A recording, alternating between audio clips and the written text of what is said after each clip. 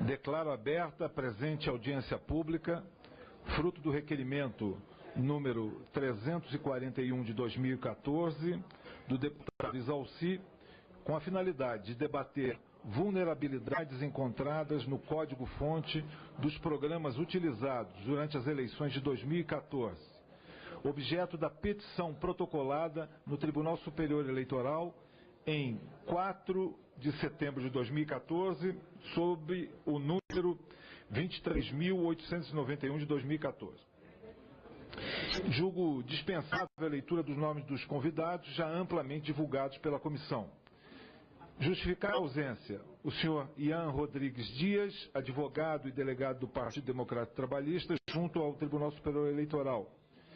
O senhor Marcos Ribeiro de Ribeiro, consultor jurídico do PDT. O senhor Giuseppe Dutra Janino, secretário de Tecnologia da Informação do Tribunal Superior Eleitoral. O senhor Eumano Amâncio de Sá Alves, assessor de Planejamento da Secretaria de Tecnologia da Informação do Tribunal Superior Eleitoral. E o senhor Vitor Reis, diretor da empresa Smartmatic Brasil. Composição da mesa. Convido para tomarem assento à mesa a senhora Maria Aparecida Cortis, advogada especialista em processo eletrônico de votação.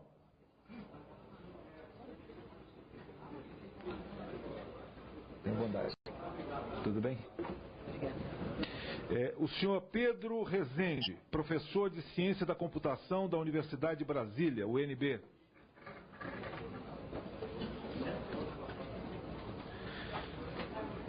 Tudo bem, mestre Pedro?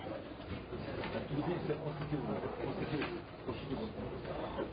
Tem um outro problema com o termo de... Tá. Sim, nós já entendemos. Tá bom. Tá comigo. O senhor Gabriel Gaspar, graduado em Ciência da Computação pela Universidade de Brasília, UNB, e auditor junto ao Tribunal Superior Eleitoral. Gabriel Gaspar. Cada palestrante terá o tempo de até 15 minutos para a apresentação. Esta audiência está sendo transmitida ao vivo pela internet e, encerrada a reunião, todas as exposições realizadas com o uso de PowerPoint serão disponibilizadas na página da comissão. Então, antes de dar início, eu convido o deputado Exalci, autor do requerimento que motivou essa audiência pública, a coordenar os trabalhos.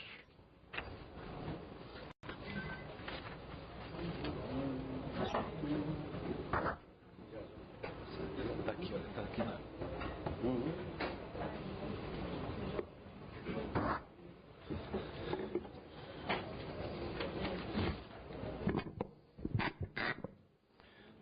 Antes de passar a palavra para o primeiro expositor, eu quero ter aqui o ofício encaminhado pelo Tribunal Superior Eleitoral. Tribunal Superior Eleitoral, ofício 6.017 de 2014, Brasília, 15 de dezembro de 2014. A Sua Excelência, o senhor deputado Henrique Eduardo Alves, presidente da Câmara dos Deputados, Brasília, Distrito Federal. Assunto: ofício número 404 de 2014, da CCTI-CI-P. Senhor presidente, cumprimentando Vossa Excelência, agradeço o convite feito ao Tribunal Superior Eleitoral para participar da audiência pública que, abre aspas, vulnerabilidades encontradas no código-fonte dos programas utilizados durante a eleição de 2014, objeto da petição protocolada na TSE em 4 de nove de 2014, sob o número 2.891 de 2014, fecha aspas, conforme o requerimento 341 de 2014 do deputado Exalci, PSDB do Distrito Federal. Informa a Vossa Excelência que não será possível a participação dos servidores Giuseppe Dutra Janino e Eumano Amâncio de Sá Alves na audiência em virtude de comporem o grupo técnico designado para acompanhar a realização da auditoria especial para verificação do resultado das eleições de 2014 solicitada pelo Partido da Social Democracia do Brasil, PSDB. Quanto à petição citada no requerimento número 341 de 2014, para justificar a realização da audiência, e a alegação de que páginas do parecer técnico foram extraviadas no processo, encaminha a Vossa Excelência cópia da resposta exarada nos autos e encaminhada ao representante do PDT, Dr. Ian Rodrigues Dias, conforme comprovante anexo. Informa ainda que não é de interesse desse tribunal obscurecer qualquer procedimento de fiscalização de software ou hardware utilizado nas eleições, estando feito disponível para consulta no gabinete da presidência. É importante destacar que durante os 18 anos que sucederam à informatização do voto, a Justiça Eleitoral sempre se pautou pelos critérios de segurança e da garantia do sigilo do voto. E no dia 17 de outubro de 2014, conforme exposto no artigo 66 da Lei 9.504/97, todos os sistemas foram assinados e lacrados na presença de representantes do Ministério Público Eleitoral, Ordem dos Advogados do Brasil e de todos os partidos políticos. Ressalto que não houve petição de impugnação. Dessa forma, tendo em vista a importância do tema e a responsabilidade da Justiça Eleitoral em prestar todas as informações necessárias para esclarecer dúvidas do sistema de votação utilizado no Brasil, convido Vossa Excelência a compor um grupo de parlamentares para uma visita técnica ao TSE, onde serão apresentados todos os sistemas utilizados nas eleições.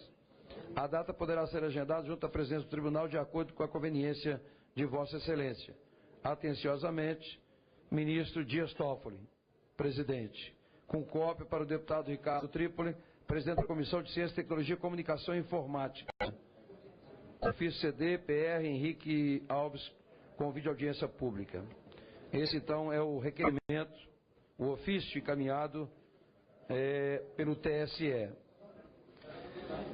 Eu não vi ainda, vou pedir cópia do documento questionado pelo Ian Rodrigues Dias, advogado do PDT, junto ao TSE. Parece-me que foi acompanhado deste ofício para ao presidente Henrique Eduardo Alves. Bem, feitos os esclarecimentos, então eu passo a palavra à advogada Maria Aparecida Cortes para a sua apresentação.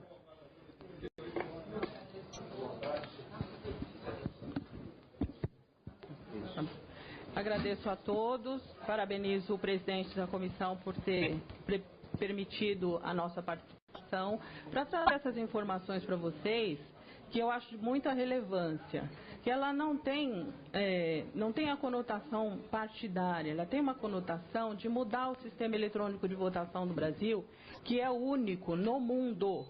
Todas as nações que vieram aqui para conhecer esse processo, elas o rejeitaram por força de não ser um sistema auditável.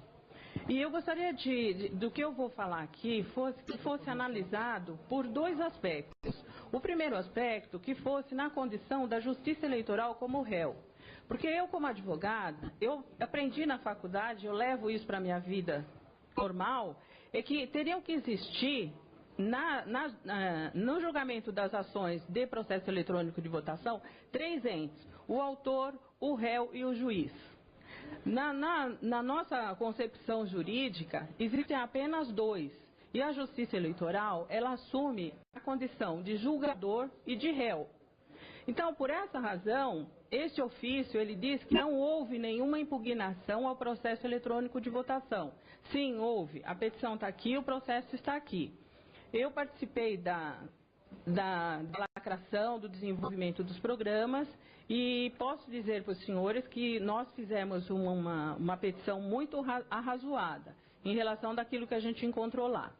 E outra questão que eu gostaria de colocar também para ser analisada junto com a minha exposição é a seguinte: hoje, nós advogados, operadores do direito, nós temos que agir dentro da legalidade, dentro da juridicidade, mas também com técnicas de camuflagem, para a gente conseguir entrar na Justiça Eleitoral e fazer uma auditoria independente, porque a Justiça Eleitoral, ela bloqueia todas as portas dos partidos.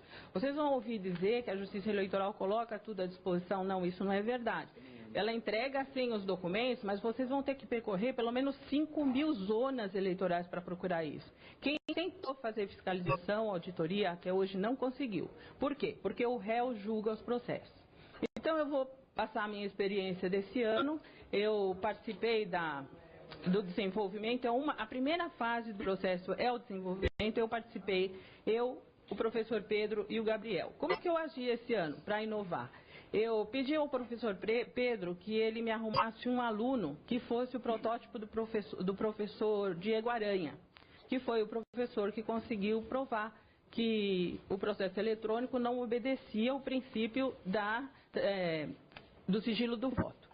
O professor Pedro me indicou o Gabriel, eu peguei esse menino e coloquei dentro do TSE. O TSE não sabia que nós estávamos num grupo preparado para analisar o código-fonte da mesma maneira que o professor Diego. Então, vamos dizer que eles abriram a guarda. A análise não pôde ser muito profunda, porque o Gabriel só pôde ir até o TSE em agosto. E isso é bom e ruim. É bom porque os programas já estavam quase todos prontos, todos redesenhados. E ruim porque a gente teve pouco tempo. Mas, diante da orientação do professor Diego e da colaboração, da coordenação do professor Pedro, deu tudo certo, a gente conseguiu fazer uma análise boa. O que nós encontramos nesse código-fonte? Encontramos um programa que, na minha opinião, que se eu fosse mudar o resultado das eleições, eu usaria esse método, esse programa. Ele se chama Inserator e, pior, ele faz parte do SIS, que é o Sistema de Segurança do Processo Eletrônico de Votação. Então, a Justiça Eleitoral, ela diz muito em propaganda que nós temos a garantia de que o SIS, que o Sistema de Segurança do Processo Eletrônico de Votação é forte, que ele não permitiria que um programa fraudulento ou que houvesse um ataque ao processo. Não, isso não é verdade, porque o Inserator, esse programa, ele serve exatamente para validar um programa que não é oficial, rodando no processo eletrônico de votação. E eu queria aqui também alertar que nós não estamos falando de urna, tá? Nós estamos falando de código-fonte. O código-fonte, ele é aquele que dá os comandos para que a urna eletrônica produza o resultado. Tá?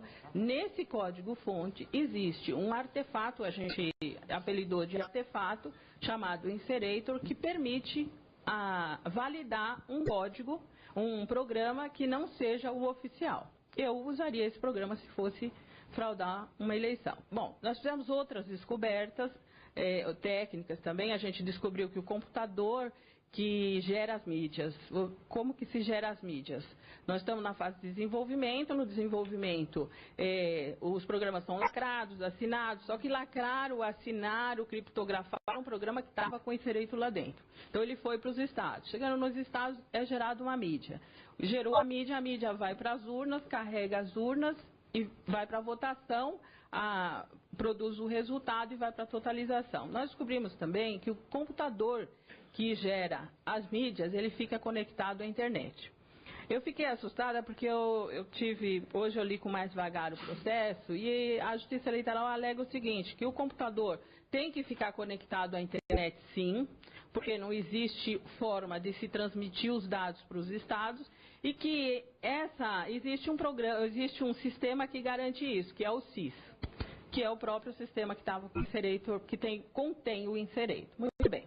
Nós fizemos esse levantamento, foi feita uma petição, a gente esperou o programa ser lacrado, assinado, para que a gente tivesse certeza que ele não foi retirado lá de dentro e que ele teria o condão de causar dano, ele seria transferido para os estados. Nós esperamos, aí no momento adequado a gente protocolou essa petição, que é sim uma impugnação do processo no momento adequado, tempestivamente. Bom, o que aconteceu? Esse processo, ele não virou processo, eles juntaram os documentos. Quando nós fomos procurar depois da decisão, a gente verificou que ele não tinha sido autuado, ele foi omitido do Ministério Público e a decisão foi dada em cima de um parecer, vou dizer, entre aspas, um parecer que não tinha todas as cópias. Isso aqui está no processo, tá? Não tem como escapar, não tem como se dizer que não estava. Então, o que aconteceu? O que diz a legislação? A legislação diz o seguinte, que uma vez impugnado, é o artigo 13 da resolução 23397. Ele diz o seguinte: uma vez impugnado, o processo será autuado na condição PET, que seria petição. Ele será ouvido a Secretaria de Informática e será ouvido também o Ministério Público. A Justiça Eleitoral julgou da seguinte forma: ela pegou o processo, não autuou, pegou as folhas soltas, não passou, omitiu essa impugnação do Ministério Público e deu uma sentença pelo indeferimento. Aqui eu queria voltar a chamar a atenção do seguinte: senhores, nós estamos falando do réu. Essa atitude é compatível com a atitude de réu. Se tem aqui algumas pessoas que são advogados, vão saber que o réu ele não é obrigado a produzir prova para si. Então a Justiça Eleitoral ela tinha realmente que dar um jeito nisso daqui, que fazer isso daqui virar não PET, não processo, porque ele vai ser incinerado, em papel solto. Então, nessa concepção, não há que se atacar a Justiça Eleitoral, nós temos que mudar o sistema, porque eles estão agindo como réu. A Justiça Eleitoral deu uma decisão fora da juridicidade, fora dos padrões de uma resolução que foi feita para essa eleição. A gente não está falando de uma resolução que seja antiga, que seja ultrapassada. Não, cada resolução ela é feita para a eleição. Então, essa resolução é de 2014 e ela dava esse trâmite. Não foi seguido, o Ministério Público não ficou sabendo e o processo foi arquivado. Tá? Nessa nossa viagem, essa nossa luta para que o processo eletrônico seja transparente, não é a primeira vez que a gente vê isso. Tá? E também nessa luta, a gente tem percebido que não se está dando atenção devida para essa condição da Justiça Eleitoral como réu. Então, enquanto isso existir, enquanto essa situação estiver persistindo, nós não vamos conseguir produzir provas. O que a Justiça Eleitoral fala em relação a que nunca foi possível produzir provas num processo de impugnação de eleição. Senhores, o réu não vai admitir que errou, que o processo é vulnerável, que o processo é inauditável, que há um inserator lá dentro capaz de mudar o resultado da eleição. E a gente não está falando de uma eleição. Isso aqui foi denunciado dia 4. O julgamento, nem sei que dia saiu, 18. Então, ainda daria tempo de tirar. Eu sempre achei que se nós denunciássemos antes que a Justiça Eleitoral iria mudar. Não. Quando o Gabriel achou, a gente já começou a dar sinais que estava encontrando, que pedindo para eles para mudarem. Não, eles não têm intenção de mudar. A intenção é manter isso daqui do jeito que está. Agora, dia 18, a Secretaria de Tecnologia da Informação deu resposta. Dia 18, a resposta da Secretaria de TI. Dia 26, o despacho do juiz mandando arquivar, de setembro. Eu gostaria de falar assim, mais tecnicamente, em relação a que esse inserator, esse programa que é capaz de mudar, ele é capaz de aceitar um programa diferente rodando nas urnas. Vocês têm que lembrar que a Justiça Eleitoral diz o seguinte: a urna ela não aceita um programa se não for assinado. Quantas vezes a gente vê o ministro levantando um CD no dia da lacração, ele levanta, olha, o que não estiver aqui não roda nas urnas. Não é verdade. Vou mostrar para vocês uma transparência que eu fiz uma auditoria nas eleições de 2010 na cidade de Londrina e rodou um programa que não tinha sido assinado, compatível com a utilização do inserator. Se vocês olharem essa transparência, vocês vão perceber que eles começaram a testar o programa no dia 28 de agosto. Os programas não tinham sido mandados ainda, os programas oficiais não tinham sido mandados ainda para os estados. Eles ainda estavam em desenvolvimento no TSE. Só que já estava se tentando adaptar esse programa não oficial para as urnas.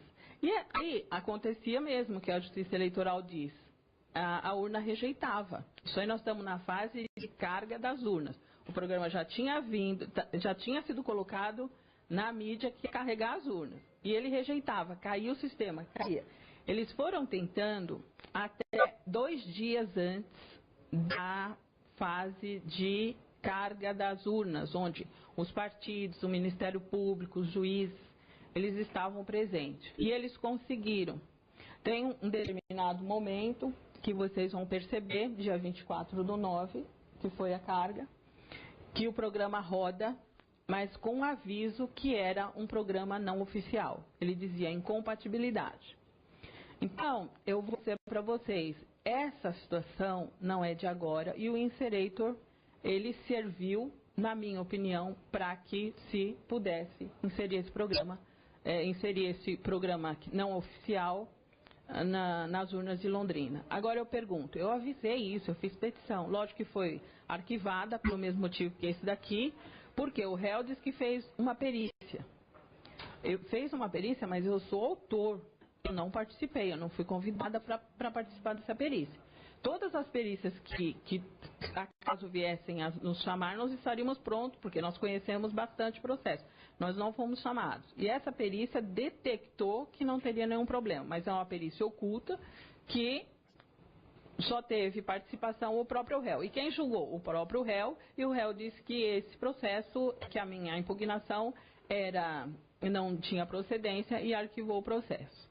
E eu queria, assim, já para finalizar, mostrar mais uma coisa para vocês. Na condição de réu também, a Justiça Eleitoral, ela compra laudos. E é natural. Todos aqui que somos advogados, a gente já preparou petição inicial ou petição de contestação com laudo. Laudo de grandes empresas, de grandes instituições, para que aquelas instituições dissessem que a nossa tese era verdadeira. Não que ela seja mentirosa, mas ela chama para si alguns aspectos que são de interesse do cliente. Só que nós levamos isso para o juiz e o juiz indica um assistente, um perito dele, que vai decidir a causa, para um ou para outro laudo. Só que a Justiça Eleitoral, como é que ela faz?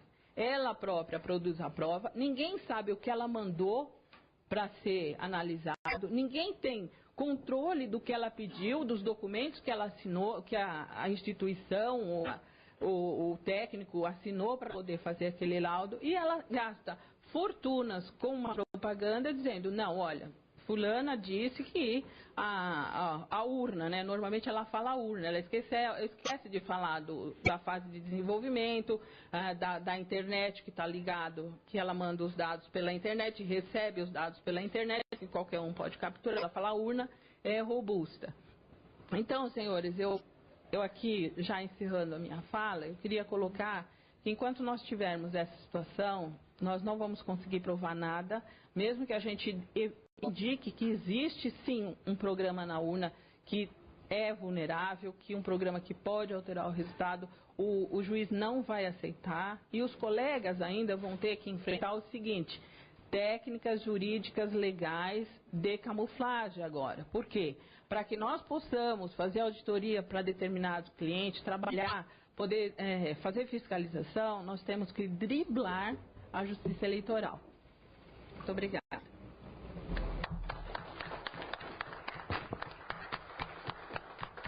Eu agradeço a exposição da doutora Maria Aparecida e passo imediatamente a palavra ao auditor Gabriel Gaspar, a sua apresentação. Boa tarde a todos. Agradeço a oportunidade inicialmente de estar aqui e preferi manter a minha apresentação um pouco mais sucinta, exatamente para evitar ficar falando muito tempo a respeito de coisas mais técnicas. E na condição de auditor, acho que cabe a mim falar estritamente a respeito de questões mais técnicas, exatamente voltadas para o código. E é isso que eu vou me ater a falar aqui. Então, inicialmente, eu gostaria de estabelecer o tipo de condição que a gente teve ali para poder fazer a auditoria. Deve ficar lá, fica ali, mais com vontade, perfeito. Pode fazer a apresentação. Olá. Aqui na frente? Então, o que nós tivemos ali disponível para a gente como auditores é um ambiente Windows. Na verdade, inicialmente, nós tínhamos tanto um ambiente Windows quanto um ambiente Linux.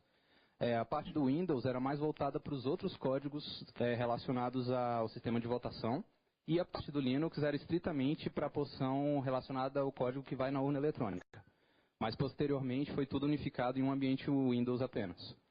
Nesse ambiente Windows nós tínhamos uma IDE chamada Eclipse. A IDE é um ambiente de desenvolvimento e reúne diversas ferramentas que são úteis para análise e auditoria de código e busca também, né? E ela fornece bastantes finalidades, funcionalidades, né, que facilitam bastante esse tipo de análise para a gente. Então, esse é um ponto positivo. A IDE Eclipse auxiliou bastante. Agora, com relação a um ponto não tão positivo, nós tínhamos que entrar sem a capacidade de fazer qualquer tipo de anotação. Então, quando você considera um universo de 90 mil arquivos e aproximadamente 17 milhões de linhas de código, é um tanto quanto complicado você chegar num dia, analisar diversos códigos, e no dia seguinte você chega e não faz ideia de onde você estava, de onde você parou, tem meio que começar o processo de novo. Então, isso não foi um ponto tão positivo, né? Outro é a impossibilidade de independência que a gente tem nesse tipo de análise. Eu não posso ali, minha intenção era chegar ali como um acadêmico, um ex-aluno da UNB, para analisar o código da urna eletrônica, os códigos relacionados ao sistema de votação. Mas por conta da Lei 9.504, apenas o pessoal do Ministério Público, da OAB ou dos partidos políticos pode fazer esse tipo de análise. Então eu tive que ir ali vinculado a um partido político. Acho que seria interessante que houvesse essa possibilidade de independência.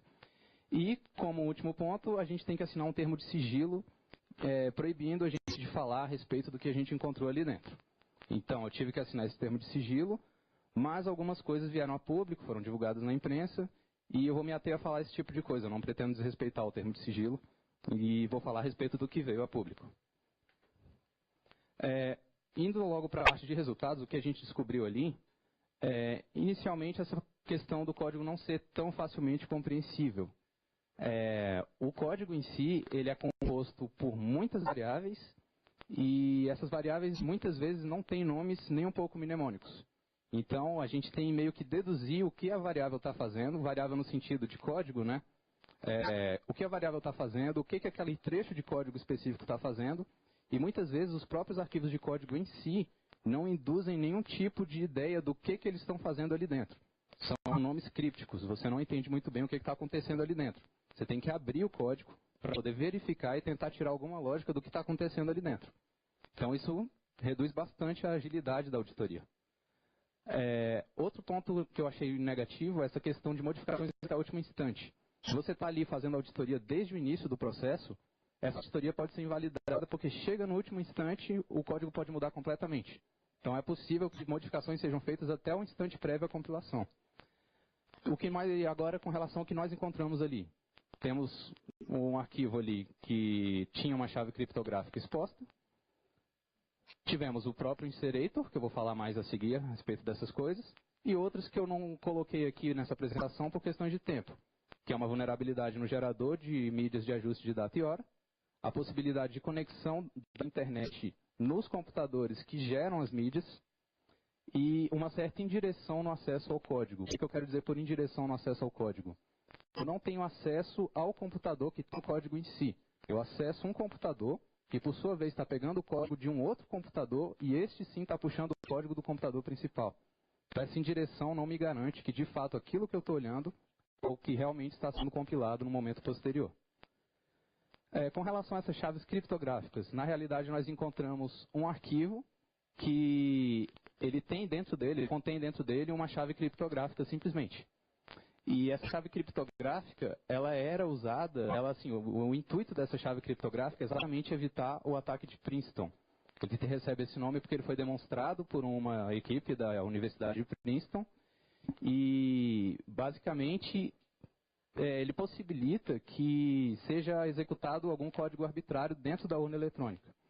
Vale destacar que o ataque de Princeton foi demonstrado em urnas da mesma fabricante das urnas que nós usamos aqui no Brasil. E essa chave, devido ao fato de a chave estar exposta no código, qualquer um que tenha conhecimento dessa chave, como qualquer pessoa que teve acesso ao código, inclusive os auditores, pode vir a viabilizar um ataque de Princeton posteriormente. Agora, um problema que eu acho maior ainda do que ter isso no código é o fato de isso já ter sido avisado. Na verdade, não fui eu que descobri essa história do código da chave exposta. foi o professor Diego Aranha, nos testes de 2012. Ele já tinha descoberto isso e já havia relatado esse tipo de coisa. Isso em 2012, e aparentemente nada foi feito a respeito. Agora, com relação ao Inserator em si, que acho que é o principal aqui que a gente está falando. O que é o Inserator? O que viria a ser esse Inserator? Ele é um programa pertencente ao projeto SIS. O projeto SIS, ele é o subsistema de segurança usado pelo TSE para poder possibilitar que outros programas sejam instalados em computadores. Então, ele é a base de tudo, ele é o que vai antes de qualquer outro programa do TSE. Ele faz a verificação do ambiente e verifica se tudo pode ser instalado ali. O Inserator, então, faz parte desse programa, mais especificamente do módulo de assinaturas. Então, isso leva a crer que o Inserator é usado como uma ferramenta para poder possibilitar a assinatura de programas que seriam oficializados. Ele é independente também, independente no sentido de que ele não é uma biblioteca que é incluída por outros programas. Ele é um programa independente por si só. Ele tem um ponto de entrada, ou seja, em linguagem mais técnica, no C++, tudo que possui uma função main gera um executável por si próprio. Ele possui esse executável, ele possui essa função main, então ele é capaz de gerar um executável por si próprio e pode ser executado via linha de comando pelo operador dele. Ele faz uso de uma classe chamada minica.cpp, que eu já vou entrar nela em instantes. E essa classe minica.cpp, ela funciona como uma mini autoridade certificadora. Ela fornece uma senha constante fixa para que o Inserator possa fazer uso das chaves criptográficas que ele vai poder acessar. Ele vai usar essa senha fixa para poder cifrar chaves. Eu já explico isso mais adiante. O que ele faz? Ele gera um script SQL para inserção de chaves em um banco de dados. Então, basicamente, ele acessa uma chave criptográfica usada para a assinatura, cifra essa chave criptográfica, guarda essa chave em um script SQL, e esse script SQL, mediante execução, joga essa chave cifrada dentro de um banco de dados. De acordo com a resposta que eu recebi do pessoal da STI, o Inserator não se encontra mais em uso. Ele era usado até 2004 exatamente para finalidades de certificação. E a partir de então, de acordo com a STI, ele parou de ser usado. Agora, como ele funciona? Você simplesmente aponta para ele uma chave pela linha de comando, um arquivo referente a uma chave criptográfica na linha de comando. Ele cifra essa chave com a senha da minica, nessa classe minica, que é uma senha constante, fixa. Quem tem acesso ao código da minica, como os auditores e qualquer técnico que tem acesso ao código, sabe qual é essa senha, eu sei qual é a senha. Insere essas chaves em um script SQL cifrado e salva esse script em um arquivo para que esse arquivo possa ser executado posteriormente e a chave, então, seja inserida no banco de dados. Por que, então, isso é tão vulnerável? Por que ele vulnerabiliza tanto? Primeiro, ele está na parte de assinatura do subsistema SIS. Então, o subsistema de assinatura no módulo SIS leva a crer que isso tudo é usado para autenticar programas. Então, se é uma assinatura, ele está autenticando o programa, está indicando que aquele programa é oficial. Se eu tenho acesso aos arquivos gerados por uma senha fraca, e sabendo a senha, tem como eu pegar essa chave, decifrar a chave, e de posse da chave eu posso pegar um programa meu e colocar ele e assinar esse programa, e ele vai se passar no sistema como sendo oficial. Outro problema que o Inserator traz é essa questão da dispersão das chaves. Ele cifra a chave com uma senha fraca, salva essa chave em um arquivo que fica em alguma parte do sistema de diretórios e manda essa chave depois, mediante execução, para o banco de dados. Agora, como ele está distribuindo essa chave tanto em um arquivo quanto no banco de dados, então são vários pontos em que eu posso acessar essa chave e obtê-la por meio do conhecimento da senha fraca que está cifrando ela. Ou seja, não... Imediatamente a palavra para o professor Pedro Rezende, para a sua apresentação.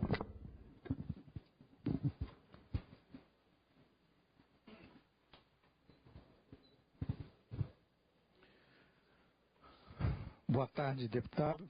Boa tarde, senhoras e senhores. Agradeço a oportunidade de estar aqui com vocês, participando dessa audiência. Vou retomar onde a advogada pincelou a respeito do processo de votação brasileiro e chamando a atenção, mesmo sem um apontador aqui, de que o sistema de segurança, subsistema de instalação e segurança, onde foi encontrado o Inserator, é um sistema desenvolvido por uma empresa que foi inicialmente contratada sem licitação, que teve 7 aditivos ao contrato firmados ao longo desses anos, e só foi participar de uma licitação em 2008, depois de várias impugnações ao resultado da licitação, onde ela havia perdido a concorrência, ela acabou sendo premiada com mais uma renovação de contrato. Não conhecemos, já vasculhei várias vezes as bases de dados do TSE a respeito, não conhecemos nenhum relatório de acompanhamento ou fiscalização desse contrato dessa empresa de segurança terceirizada, okay? Que desenvolve o SIS. Então, o que eu queria explicar rapidamente é como seria possível uma leitura política de questões técnicas que são meio obscuras para o leigo a respeito do nosso processo de votação. Nós estamos, hoje em 2014, ocupando a posição de ser o único país oficialmente democrático no mundo moderno que faz eleições informatizadas, a manter um programa, um sistema de votação que utiliza tecnologia desenvolvida na década de 90. Isso não significa que o Brasil é o único país que tentou informatizar o processo de votação. Isso significa que o Brasil, mesmo não sendo pioneiro, foi o único país que se manteve com o mesmo modelo de tecnologia de votação da década de 90 até hoje. Todos os outros países que começaram junto com o Brasil, 2 deles antes, a Índia e a Holanda, e outros que tentaram depois informatizar seus processos de votação, em algum momento entre o final da década de 90 e o início da década de 2010, mudaram suas tecnologias de votação exatamente por causa dos problemas que vocês senhores viram expostos aqui nas 2 primeiras falas, referentes à concentração de poder tecnológico naquele que opera e, portanto, controla o processo de votação totalmente informatizado. Um processo de votação que é totalmente informatizado, ele traz algumas características que parecem vantajosas ao processo de votação, como rapidez de apuração e dificuldade de manipulação por varejo do processo de contagem, né, externos, mas ele concentra, ao mesmo tempo, como contrapartida, a possibilidade de manipulação indevida na mão daqueles que operam e desenvolvem o sistema. E isso, essa contrapartida, vocês nunca verão na propaganda oficial a respeito. Em decorrência, a partir da escolha da tecnologia, tendo como norte, ou tendo como guia, ou tendo como princípio de escolha as características que permitem ou não um controle difuso e público do processo de votação em si, né? O sistema pode ser construído em volta da escolha tecnológica. Então, para os senhores terem uma ideia, não é verdade que o Brasil foi o primeiro a fazer votação eletrônica totalmente informatizada, né? A Holanda e a Índia tentaram, 91 e 92. A Holanda abandonou logo em seguida, justamente por perceberem que o processo de votação totalmente informatizado não permite auditoria externa por parte de eleitores que não precisam ter um PhD em ciência da computação para poder se verificarem por conta própria de que o processo de apuração e de votação correu conforme previsto. E na Índia, última companheira do Brasil em usar modelos de primeira geração, em seu sistema de votação, abandonou o sistema de votação de primeira geração em 2013 por uma decisão da Corte Suprema. A vantagem da Índia em relação ao Brasil é que lá não são os juízes da Corte Suprema que controlam o sistema de votação. Então lá foi possível que a Corte Suprema declarasse numa sentença inconstitucional um sistema de votação que não permite recontagem e auditoria por parte de cidadãos comuns. Aqui temos exemplos de sistemas de segunda geração, como os adotados na Venezuela e no México no meio da década de 2000 e no Brasil por iniciativa de parlamentares a partir do escândalo do painel do Senado, um projeto de lei que reintroduziria o voto impresso, transformando o nosso sistema de votação adaptado para gerar trilha de auditoria, né? Foi sepultado por um projeto de lei em 2003 que introduziu o tal do registro digital do voto, que o professor Diego Aranha mostrou em 2012 serve apenas para permitir a quebra do sigilo do voto, né? Ele não tem nenhuma utilidade técnica para auditoria ou fiscalização. A melhor comparação que eu conheço da alternativa que substituiu o voto impresso em 2003 no Brasil por uma equivalente eletrônico é a do professor Jorge Stolf, da Unicamp, que diz que o RDV permite o tipo de fiscalização que você faria em cima de notas fiscais, comparando uma nota fiscal com a sua xerox para ver se ela é autêntica ou não. Ninguém riu, né?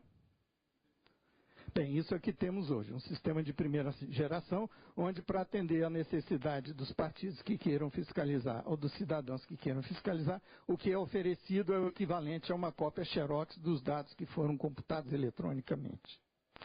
Aqui temos, então, finalmente, os sistemas de terceira geração, que na segunda metade da década de 2000 começam a surgir. O interessante sobre a urna da Argentina é que nós tivemos uma apresentação do modelo desenvolvido na Argentina de terceira geração, que entrelaça uma trilha material de auditoria com a trilha de contagem eletrônica para permitir rastrear, caso haja discrepância, onde está a origem do erro ou da falha, se na contagem eletrônica ou na contagem manual, impugnando no máximo um voto quando ocorre discrepância no caso do sistema argentino. No caso do sistema americano, baseado totalmente em criptografia, a discrepância aponta com probabilidade quase igual a 1, onde estaria o erro, né? Uma técnica um pouco diferente, mais sofisticada do ponto de vista criptográfico, a americana, a argentina uma solução técnica mais simples e mais barata e mais eficiente do ponto de vista de operação, né? Conhecendo o engenheiro que desenvolveu o sistema da Argentina, ele nos contou que ele desenvolveu o sistema dele a partir do conhecimento que ele teve do relatório de um seminário feito na Câmara em 2002, por iniciativa do deputado Leonel Brizola, na época, né? Onde todos aqueles que tinham queixas a respeito do sistema de votação no Brasil e não conseguiram ir adiante nas tentativas de impugnar resultado, foram relatadas nesse livro que só teve vida na internet. O partido que iria publicar o livro ficou receoso de retaliação, não publicou, mas foi para a internet.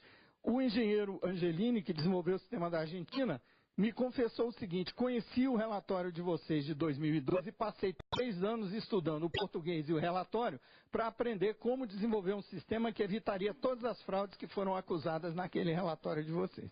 E o sistema que ele desenvolveu se classifica como um sistema de terceira geração. No Brasil, nós estamos indo e vindo por iniciativa do Legislativo, que é eventualmente derrubada por alguma manobra também legislativa ou, por fim, por manobra jurídica, no caso da DI 4543, que derrubou o artigo 5º da Lei 2.789, que teve origem nessa casa, do deputado Flávio Dino e Brizola Neto, né? É a primeira vez que eu venho numa audiência sobre votação eletrônica que eu vejo o auditório cheio, né? Isso, para mim, é um sinal de alento, porque nas vezes anteriores o que eu vi era o temor de deputados de mexerem com esse assunto e se verem castigados nas urnas, como aconteceu durante 3 legislaturas em seguida, com todos aqueles que tentaram fazer reforma legislativa nessa casa, tentando dar mais poder ao cidadão poder fiscalizar o processo, né? Cito aqui de memória o deputado Gerson Pérez, que teve 12 legislaturas em seguida pelo Pará e 12 mandatos seguidos, resolveu fazer uma subcomissão do voto eletrônico, produziu um relatório, entregou ao TSE, na sua 13ª eleição, ele perdeu a eleição. Deputado Sérgio de Minas, Sérgio Miranda, e por aí vai. Então é difícil atacar o problema, porque estamos diante de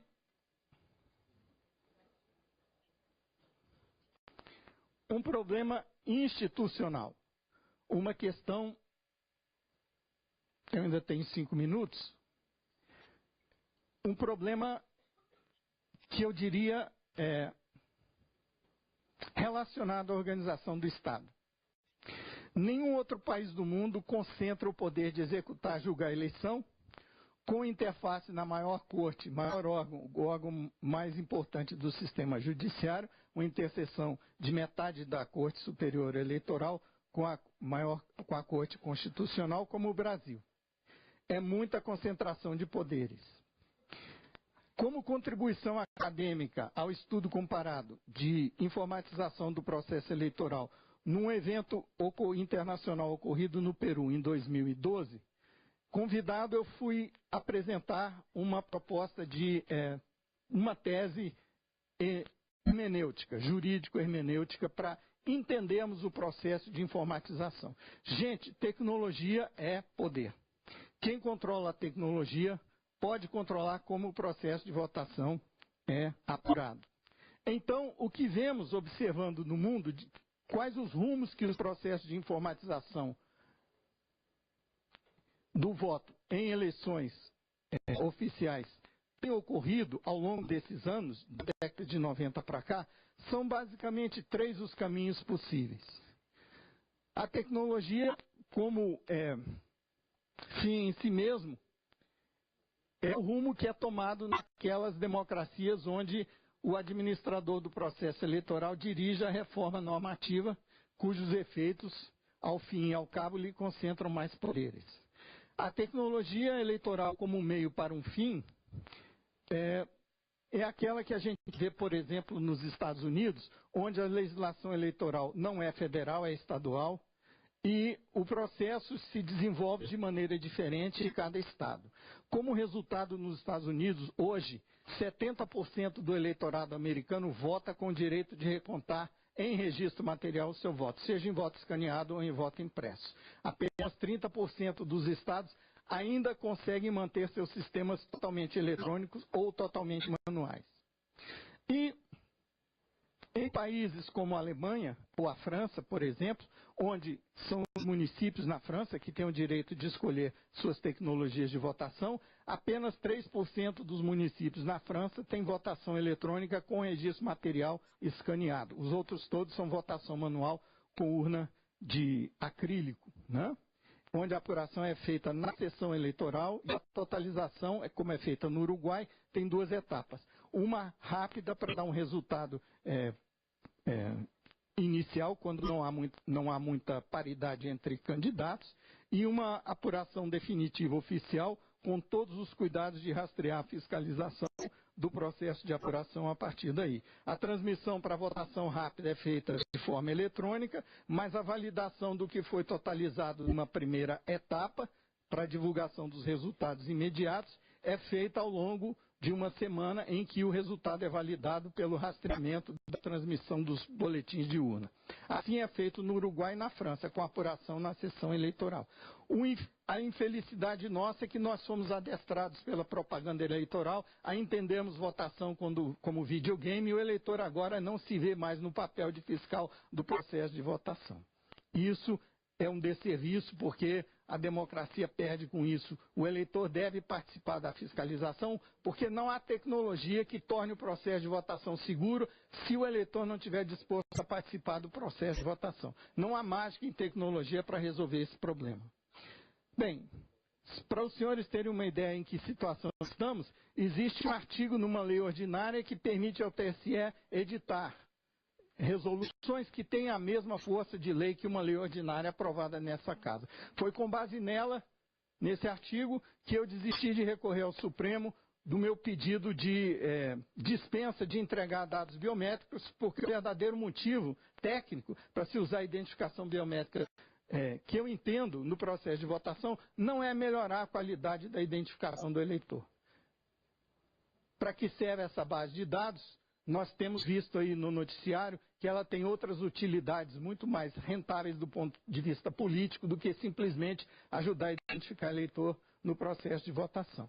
Não fiz a impugnação na terceira instância, na última instância, não fiz o pedido de reconsideração da negativa de me dispensarem da entrega de dados biométricos, porque não poderia contar com a manutenção dos meus direitos enquanto estava recorrendo por força desse artigo. E é com base nesse artigo, que várias leis, como por exemplo a do cadastro eleitoral, estão sendo atropeladas por resoluções. Então essa casa tem muito a pensar a respeito do que fazer diante da situação que está sendo colocada aqui. Eu acho que meu tempo já esgotou, então eu agradeço a atenção de vocês. Muito obrigado. Agradeço a exposição do senhor Pedro Rezende.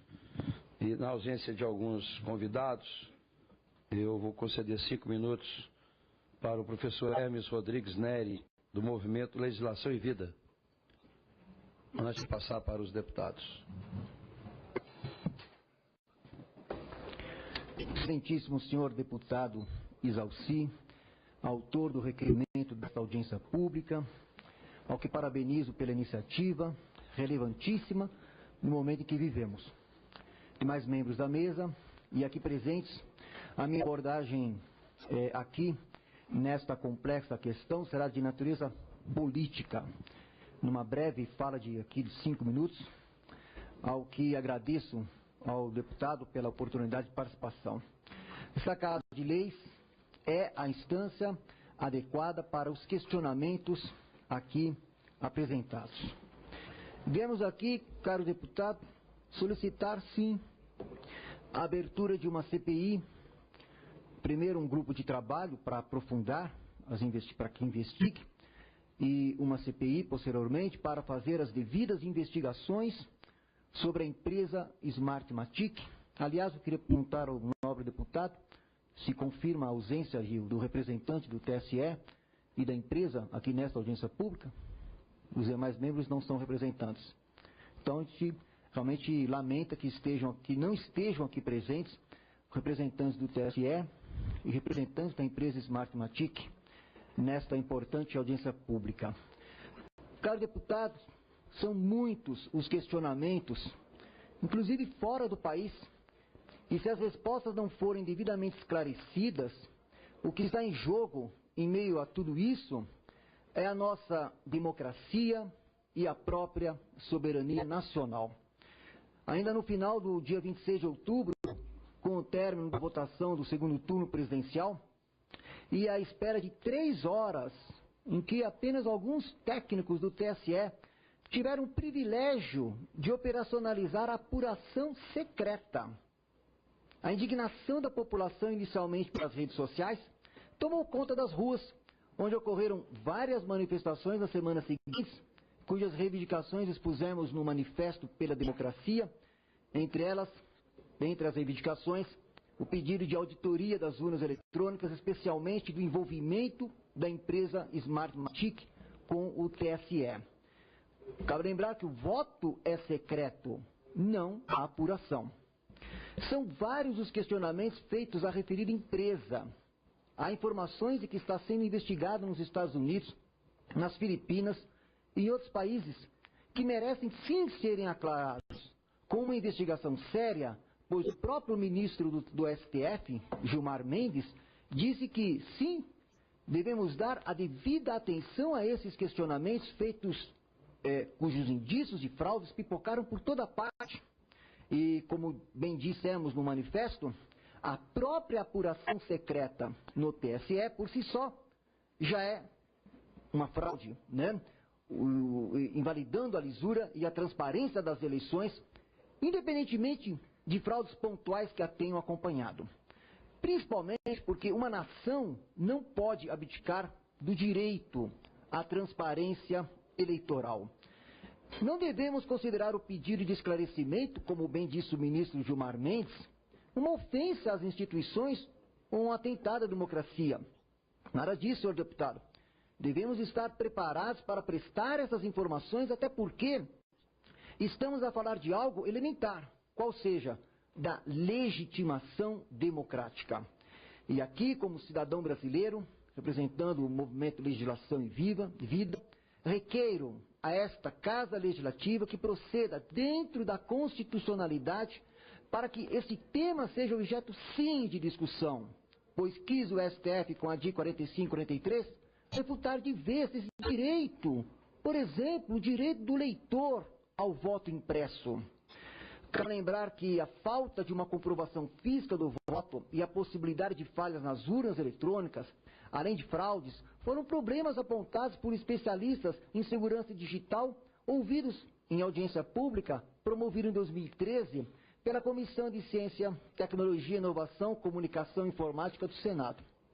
Por isso, pleiteamos, sim, também o direito ao voto impresso, para que a lisura e a transparência do pleito seja realmente efetiva e que cessem de vez as suspeitas que hoje pairam no ar.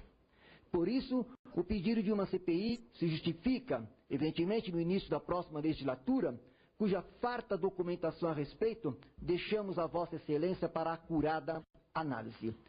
Agora eu quero ainda, nos 2 minutos que me faltam, tratar de uma outra questão que apenas vamos indicar a título de registro, que merece reflexão. O fato é que nos chegam informações, caro deputado, por exemplo, como a do engenheiro Christopher Belo Ruiz, de que a empresa Smartmatic, diz ele, utiliza uma rede conectada a Cuba para manipular, por exemplo, as eleições em 2013 na Venezuela. Inclusive a empresa tem estabelecimento lá também. E o próprio general venezuelano, Carlos Júlio Peñalosa, que foi comandante-geral do Exército da Venezuela, autor do livro O Império de Fidel, e que fala sobre as ingerências dos Castros na Venezuela, como utilizou a arma cibernética para seu próprio propósito de expansão de seu projeto de poder totalitário em toda a América Latina. Em artigo publicado no jornal Mídia Sem Máscara, conta que a Smartmatic, essa que o TSE contratou para operacionalizar o pleito de 2014, diz o general venezuelano Peñalosa, que a Smartmatic, fundada por 4 inteligentes engenheiros venezuelanos recém-graduados, é uma espécie, segundo ele, de cavalo de Troia, diz ele, desenhado pelo G2 cubano para controlar as eleições venezuelanas, cujo objetivo é perpetuar um governo comunista por trás de uma máscara democrática na Venezuela. Sei que não vou ter tempo, caro deputado, para detalhar essa questão, mas está aqui toda a documentação. Peço apenas atenção rapidamente aqui para o que ele diz a respeito do Procer. Isso tem a ver conosco. Ele conta que há um plano de controle eleitoral revolucionário, Procer, que é a primeira aplicação cibernética do Projeto Futuro. O nome do projeto, Projeto Futuro, de Fidel Castro. Formulado como parte da estratégia a utilizar no cenário internacional que Castro chamou de a Batalha das Ideias. O objetivo é construir o que eles chamam a pátria grande socialista, dirigida vitaliciamente por Fidel e seus sucessores mediante o controle das mentes nos países dominados. E mais, o plano Procer foi desenvolvido no máximo segredo por um seleto grupo dos mais brilhantes professores e alunos da Universidade de Ciências Informáticas, UCI, de Cuba, em conjunção com o G2. Seu objetivo foi controlar o sistema eleitoral venezuelano desde Havana. E isso pode ter sido feito também no Brasil em 2014, e que o plano Procer para a Venezuela complementa a política de infiltração de agentes e guerrilheiros que Fidel manteve desde que chegou ao poder em 1959. Constitui o passo decisivo que permitirá aos irmãos Castro dominar não só a Venezuela, mas o Brasil e todos os países integrantes do Fórum de São Paulo, que tem o PT como partido estratégico nesse sentido de implantação de um projeto totalitário de poder em toda a América Latina. Conta ainda, para encerrar, caro deputado, o general, que aqui falamos, que a arma cibernética tem como objetivo a penetração dos sistemas informáticos de alguns países vizinhos através de seus sistemas de comunicações. Essa estratégia permitiria obter informação classificada e eventualmente controlar os países escolhidos em conjunção com os agentes cubanos infiltrados em seu seio e seus colaboradores. Depois do colapso soviético, essa ideia permaneceu congelada por longo tempo, por falta de recursos, mas a chegada de Chávez ao poder em 99 permitiu a Fidel contar com o financiamento adequado para desenvolvê-la e, naquela ocasião, portanto, o processo estava pronto. Para concluir, esse ponto que nós estamos trazendo aqui, para executar o plano Procer, entrou em cena a Smartmatic. E o general narra em detalhes como tudo isso aconteceu. E que o meu tempo é exíguo nesse momento, mas que eu gostaria de deixar aqui registrado que requer essa Casa Legislativa tomar conhecimento dessas ligações e averiguar tudo isso, inclusive para realmente esclarecer tudo isso, pois, para o deputado Isalci e todos aqui presentes, o que está em jogo, em meio a tudo isso, é a nossa democracia e a própria soberania nacional. Tenho, como disse, aqui farta documentação que deixarei ao deputado Isalci, sugerindo ao deputado que se forme um grupo de trabalho para o aprofundamento dessa questão e até mesmo, como disse no início, uma CPI para investigar no começo da próxima legislatura a fundo essa relevante questão pelo bem do Brasil. Que a Casa tenha coragem de iniciar a verdadeira reforma política com a alteração da legislação eleitoral, instituindo o voto impresso. Muito obrigado pela oportunidade de participar desta audiência pública. Bem, agradeço ao professor Hermes e, como autor do requerimento, eu quero primeiro registrar, a audiência pública sem o contraponto fica muito difícil. Eu acho que, independente dos técnicos do Tribunal Superior Eleitoral estarem ausentes, com compromisso do TSE, acho que alguém poderia ter substituído, para fazer o contraponto, bem como a empresa e outros que foram convidados. Mas eu quero rapidamente aqui fazer duas perguntas para nossa advogada Maria Priscila e depois eu vou passar para o deputado Marcos Tebaldi. A pergunta: é possível saber se o programa Inserator foi ou não utilizado? O TSE tem condições de provar que o Inserator não foi utilizado para fins de manipulação de dados? Essa é a primeira pergunta. E a segunda: além da assinatura da senhora no CD, que se encontra no cofre do TSE, quem mais assinou o envelope lacrado? A senhora poderá estar presente no momento que este envelope com o CD for aberto para fins de auditoria, que será realizado pelo PSDB? Essas são as duas indagações que faço. E mais lamentar, a ausência dos demais convidados. E antes de passar para a advogada, eu passo para o deputado inscrito, deputado Marcos Tebaldi. Senhor presidente, senhores convidados, enfim, os presentes, a gente recebeu toda essa informação desde da criação aí das urnas eletrônicas como um evento seguro, E passado o tempo a gente começou a receber as informações que ele podia ser aviltado e adulterado.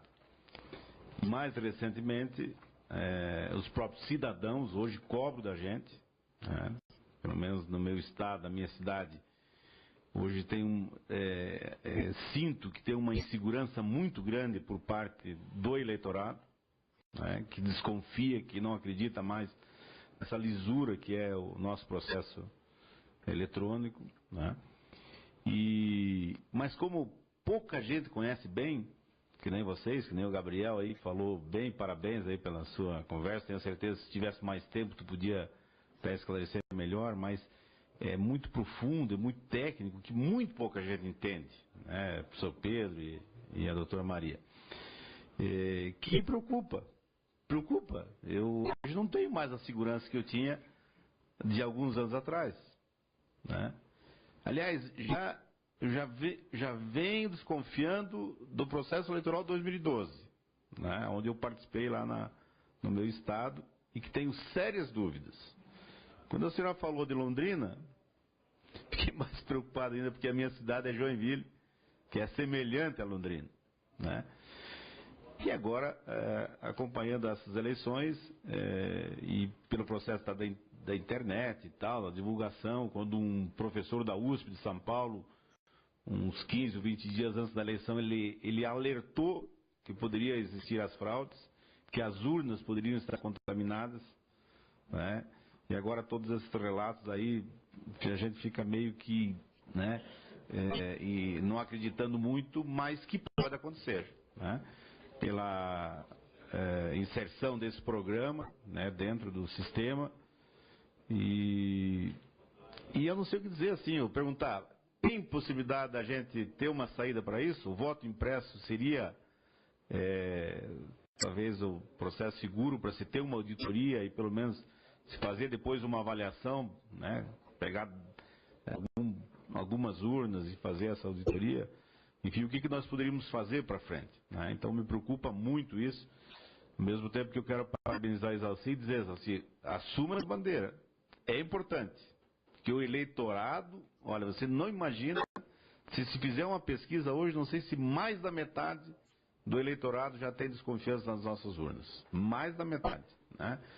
E cada vez que a gente se aprofunda um pouco mais, ouvindo vocês, que entendem, que conhecem, que são especialistas, a gente fica com essa dúvida ainda maior. Então, queria me aliar a você, Exalci, que, né, por isso que estou aqui hoje, por essa preocupação também que tenho, que você assumisse isso, estou junto também para a gente trabalhar junto com os demais técnicos aí, a gente poder chegar num caminho quer dizer, ter uma saída para isso, que a gente possa dar uma segurança aí para os nossos eleitores. Muita gente tem dito o seguinte, não vou mais votar, porque não sei se o meu voto vale. O que eu vou votar? Aliás, a abstenção foi muito grande. Nós tivemos lá em Joinville mais de 15% de pessoas que não foram votar. Foram os votos brancos, nulos e abstenção. E quem votou em legenda para não votar em candidatos. Então quero parabenizar aí o deputado, parabenizar vocês aí. E queria fazer uma pergunta aí se tem uma saída. Essa saída seria esse voto impresso, ou se a gente tem ainda, teria condições aí de fazer o réu refletir um pouco, né, que é o TSE, né, de poder permitir que se faça essa auditoria que nós queremos, mas enfim, esse processo que vocês tentaram fazer. Eu vou passar a palavra para a professora Maria Aparecida para responder essas perguntas que fizemos e depois, fugindo um pouco do regimento, eu vou abrir três pessoas falarem, perguntarem ou até fazer o contraponto se tem alguém tecnicamente para isso. Então eu vou passar para a professora Maria Aparecida. Isso, as duas, as três.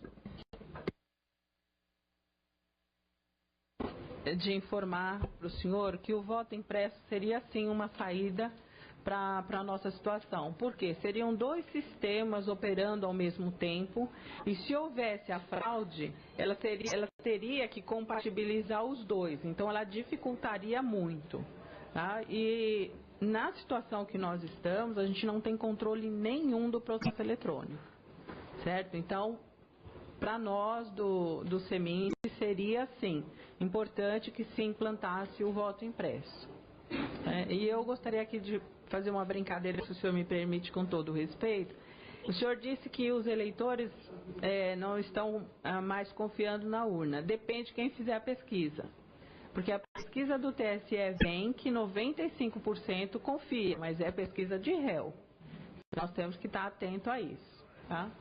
Então, eu vou passar agora a pergunta específica do Inserator, se é possível saber se o Inserator foi utilizado ou não. Eu já mostrei para vocês que há compatibilidade do caso de Londrina com o uso de um programa similar. Se não foi o Inserator, foi algo muito parecido. Esse programa, ele funciona da seguinte maneira, ele é feito por comando no teclado, não tinha que existir, que estar lá. Resumindo assim, trazendo para o mundo jurídico o que o Gabriel falou. Ele é um programa que foi para os estados para validar a assinatura. A assinatura é uma questão específica do TSE.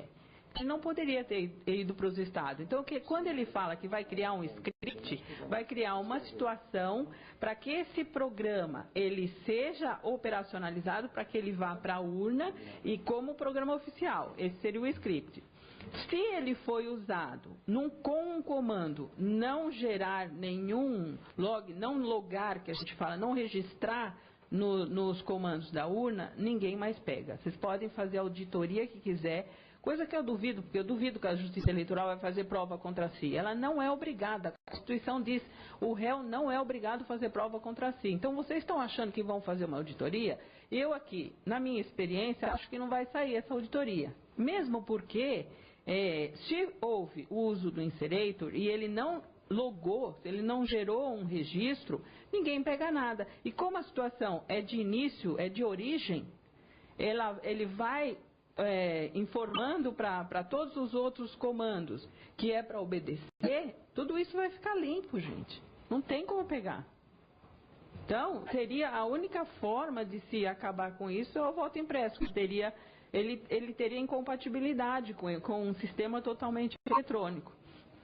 Então, eu acho que a Justiça Eleitoral também não tem como fazer isso, saber se foi usado ou não, e ela também não vai se preocupar em provar que ela usou ou não, porque ela não vai fazer prova contra ela, tá? Eu acho que essa seria a resposta para essas duas questões. Eu não fiz essa, não. No CD, desculpa. Esse CD ele foi assinado por mim, eu teria condições sim de saber. Só que eu já vou avisando que o inserator está lá. Por que ele está lá dentro? Porque nós esperamos o final da compilação e o final dos trabalhos. Então o inserator ele foi assinado para ser mandado para os estados no dia 2. Ele foi preparado, homologado e preparado no dia 2. E nós assinamos o CD no dia 4. Então está lá dentro. Eu teria condições de ir lá e provar para vocês que o inserator está lá dentro. Agora, se o inserator não estiver lá dentro, eles fizeram como em 2000 eles apresentaram um programa para os partidos e colocaram outro nas urnas. Então, é possível fazer isso? É possível. Eu acho que não seria o adequado, mas já aconteceu. Bem, com relação a essas três perguntas, se tem alguma complementação, doutor Pedro e o Gabriel também, se quiser se pronunciar. Gostaria de esclarecer um pouco melhor em relação ao inserator, o que convém dizer para completar a resposta da doutora Maria Aparecida. No dia 2, o subsistema de instalação e segurança, chamado SIS, foi compilado. O que quer dizer compilar? Quer dizer fazer uma tradução automática do programa na linguagem em que foi escrita, supostamente de uma forma compreensível para o programador, pelo menos o programador que escreveu o programa, em tese também compreensível para os auditores, e compreensível para esse programa que faz a tradução para o programa executável, em formato binário, que vai, de fato, ser instalado no sistema de segurança nos tribunais regionais. Então, o programa existe em duas versões. A versão executável, em linguagem de máquina, que é opaca em relação à sua lógica para um ser humano, e em versão código-fonte, que é a maneira como ele é criado. Então, ele é criado, passa pelo processo de tradução, e no processo de tradução é criada a versão executável que vai ser instalada e vai executar. Toda auditoria é baseada no fato de que essa tradução é automática e fiel, não é maliciosa.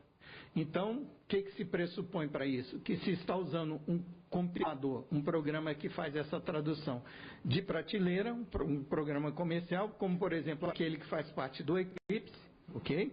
Mas, como o Gabriel explicou aqui, esse não é o único ponto que nos faz inferir o que vai estar em formato executável no CD, com base no que foi visto em código-fonte na auditoria.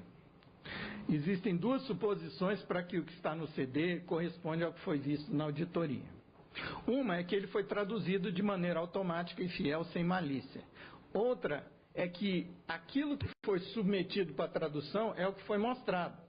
Mas nem isso nós podemos ter certeza, porque tanto o Gabriel quanto todos os outros fiscais que tiveram direito de olhar código-fonte no TSE sabem que a base de dados de código-fonte que é mostrado para eles não é a mesma que vai ser compilada. Existe uma presunção implícita aí, sem nenhuma base técnica, de confiança de que essas duas bases são idênticas. ok? Então, o que podemos fazer é inferir que, se tudo foi feito de maneira honesta e correta, o que foi visto no código-fonte no dia 2, no dia 1, no dia 2, no mais tardar dia 2, está em correspondente código executável no CD lacrado. Dia 3, depois da compilação, é que o Gabriel submeteu as questões. O que esse programa está fazendo aqui? Por que ele está aqui? Para que ele serve? Que outro programa precisa dele? Então não havia mais tempo de ninguém retirar esse inserator da base de código que teria sido compilada. Ok? Então, supondo a boa-fé do processo de compilação e as datas em que foi feito o questionamento ao TCE sobre por que aquilo está ali, e a data em que foi compilado e a data em que foi assinado o CD, é que podemos inferir que está lá. Entretanto, depois que tudo aconteceu e que a petição foi submetida, no momento em que a doutora Aparecida estava submetendo a petição, ela também estava exigindo do TCE que lhe fornecessem, conforme manda a lei, o hash dos programas que foram compilados, que corresponde à marca da assinatura digital propriamente dita. Sem esses hashes do que foi no CD, não haveria como conferir se o que estava sendo usado nos tribunais regionais durante a eleição era o mesmo que estava no CD. Ou mesmo, amanhã, caso se abra esse CD e ele não esteja mais com lacre físico intacto, se o que está ali no CD corresponde ao que entrou no dia 2. Então ela precisava desses arquivos de hash. E ela só saiu do TSE depois que conseguiu esses arquivos de hash. Examinamos o arquivo de hash e o nome do inserator CPP não estava entre os programas que foram assinados individualmente. Então, das duas, uma. Ou esse programa foi compilado junto com outros, contribuindo para ocultar a existência dele, um pacote de mais programas, ou ele não foi compilado, mas estava na base de dados. O que me leva a crer que é possível que os TSE sequer saiba que esse programa estivesse lá e tivesse essa funcionalidade, pela maneira como ele tratou a petição da doutora Aparecida, tentando arquivar sem que aquilo se tornasse processo. Ok? Por ter sido desenvolvido por uma empresa terceirizada que aparentemente não tem fiscalização interna ao cumprimento do contrato. Eu fico muito desconfiado de ver pessoas batendo em empresas que são sócios de terceiras, que prestam serviço, quando quem desenvolve esses programas, que ninguém consegue saber por que estão ali, então, ninguém fala delas. Ninguém fala dessa empresa. É. Isso me causa muita estranheza, né? Obrigado, deputado. Gabriel, algum comentário? Bem, eu vou passar então para 3 inscritos aqui, a Cláudia Castro, do Movimento Revoltados Online em Brasília, Luciano Lima e Paulo Fernando. 3 minutinhos para cada. Cláudia Castro. Estou representando aqui. Aperta aí. Eu estou aqui representando o Movimento Revoltados Online, que há mais de 10 anos vem alertando contra o processo de votação por meio de urnas eletrônicas e que no momento levanta as bandeiras do impeachment mediante a anulação das votações. Nós temos, durante esse tempo, colocamos em um site no exterior um abaixo-assinado que, para maior segurança, não foi colocado em bases de dados nacionais, e estamos indagando, da maneira que nos é possível, qual a real situação das urnas, que nós sabemos, temos informação de que tem prazo de validade já vencido, essas urnas que estão sendo utilizadas aqui, que tem mais de 20 anos de uso, que deveriam já ter sido substituídas, e a impossibilidade de se fazer uma auditoria, que, como a doutora Aparecida falou, que é uma coisa que é incompreensível. Nós acreditamos que o voto escrito seja realmente a única forma possível do próprio cidadão conferir, antes de depositar numa urna física, se o voto corresponde ao que ele quis fazer, né, quando estava ali votando. E se não for esse se isso não for possível, eu acho que essa forma de votação que existe hoje é inadmissível. A gente jamais vai poder ter certeza de que o candidato que nós escolhemos foi realmente o candidato escolhido, se ele teve o número de votos que foram realmente dados a ele, né? Nós sabemos que há indícios que hackers entram nos dados e fazem alterações, e isso está sendo colocado aí por vocês com muito mais elementos técnicos, né? E nós já temos conhecimento de mais de 18 mil e-mails relatando fraudes diversas nas urnas. Então, no momento que nós gostaríamos realmente de deixar registrado aqui, é que nós temos 2 sites onde recebemos adesões, né? Que um deles é o www.fraudenasurnas.com e o outro é www.averdadeincomoda.com.br. Então, nós gostaríamos de deixar isso registrado e, nessa oportunidade, fazer nossas as palavras do professor Hermes, que disse exatamente tudo que nós pensamos a respeito dessa situação. Agradecemos muito essa oportunidade. Obrigado. Luciano Lima. Gostaria de desejar uma boa tarde a todos. Meu nome é Luciano Lima, sou historiador, jornalista, radialista. E parabenizar o deputado Exalci por colocar em pauta esse debate tão importante para a nação. Acho que deveria estar aberto aí para todos os brasileiros poderem acompanhar um debate tão importante. Parabenizar também o Gabriel, a doutora Aparecida, o professor Pedro. E dizer, deputado, que eu fiquei muito preocupado com uma fala do professor Pedro, que ele disse que todos os deputados que tentaram acampar essa bandeira perderam a eleição. Acho que a Brasília ficaria muito triste se um dos nossos principais parlamentares não mais estivesse em campo, no campo de batalha, que a gente sabe que o senhor é um dos melhores parlamentares que essa cidade tem. O que está mais do que comprovado é que é um sistema fácil de fraudar e difícil de descobrir. Mas, né, essa é a tônica, né, do debate, né? Fica mais importante a frase do debate, né? Fácil de fraudar, difícil de descobrir. Hoje eu entendo quando alguns políticos chegam em campanhas eleitorais e dizem assim: vocês não sabem, eles não sabem o que nós somos capazes de fazer para ganhar a eleição. Hoje se entende um pouquinho isso, né?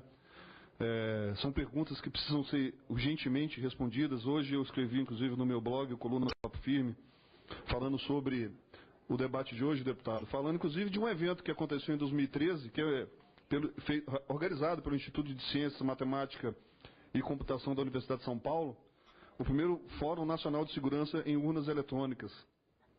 O professor Pedro e o professor Gabriel devem saber disso. Naquela época já foi constatado que as urnas não eram seguras e que o sistema todo precisa urgentemente de aprimoramento. E nada foi feito, né? Nada foi feito. Aí quando se fala em voto impresso, no final eu digo assim: por que o voto não pode ser impresso? Por que o voto não pode ser confirmado na hora pelo eleitor e descartado logo após a sua conferência? O eleitor, inclusive, não precisa levar a cópia para casa. Ele confirmaria o voto e depositaria a cópia impressa em uma urna, que só seria usada em caso de alguma dúvida, né? Então fica aí o nosso registro de que realmente esse debate precisa ser mais ampliado.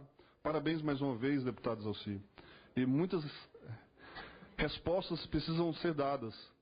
A gente que acompanha esse processo desde 96, né, a gente achou que o Brasil estava avançando, né, que a gente ia ser realmente uma nação de primeiro mundo, né, a gente ia ser visto com bons olhos pelas grandes nações do planeta, né, a gente ia entrar no mapa geopolítico desse planeta imenso. E hoje a gente se pergunta, né, por que as grandes nações do planeta, Alemanha, Inglaterra e outras aí, não aderem a esse sistema? Porque ele simplesmente pode ser fraudado. O porquê que as que aderiram já desistiram, né? Como a própria Holanda, um país sério. Então acho que a gente precisa acompanhar isso tudo, né? E parabéns mais uma vez, deputado Exalci.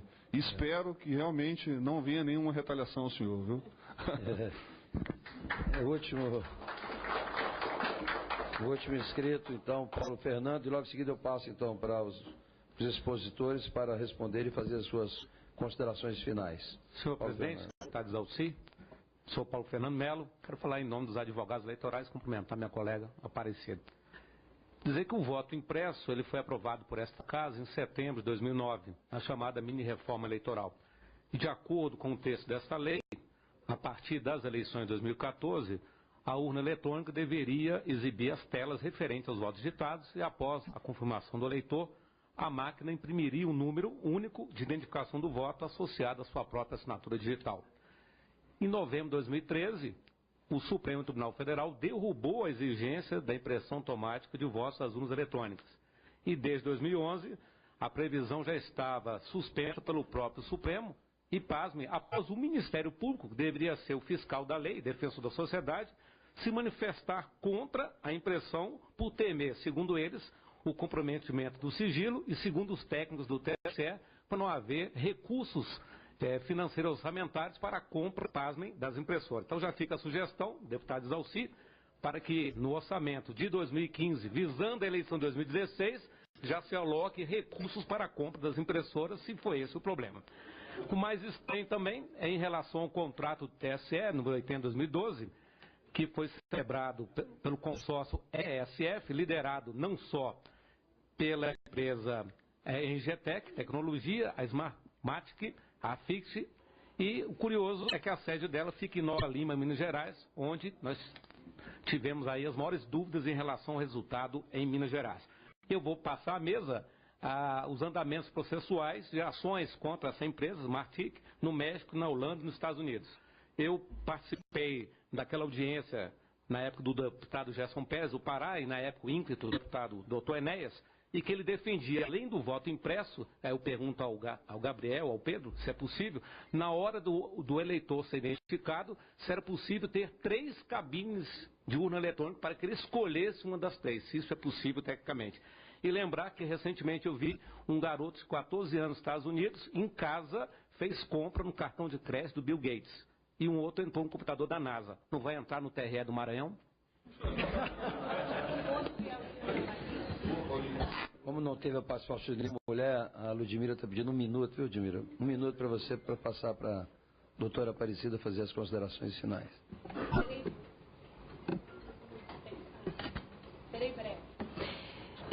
Eu gostaria de parabenizar, né, o deputado Exalci por ter agora, com tantos afazeres, ter a gentileza ao povo brasileiro de convocar essa audiência pública para discutir um assunto tão relevante.